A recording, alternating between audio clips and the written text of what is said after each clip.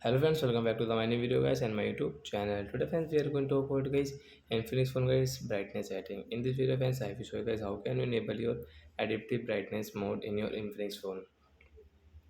Friends, you want to enable your adaptive brightness mode. So then how can you enable and guys how can you use your adaptive brightness mode setting in your Infinix phone? In this video I will show you. So before starting video fan, first of all go and subscribe the channel, click the bell icon, like my video. So when we will on our phone setting to enable adaptive brightness mode, then guys scroll. Friends, you can see your phone display and brightness setting guys. Sorry friends, click on display and brightness and guys you can see adaptive brightness mode setting. Friends, tap here. Once you want to enable guys, you can enable from this right side guys. Your adaptive brightness mode will enable in your Infinix phone and guys you can use. So after enable guys, your brightness increase and decrease automatic, because guys if you in a room and when you will go outside, your brightness increase and decrease automatic in your Infinix phone guys.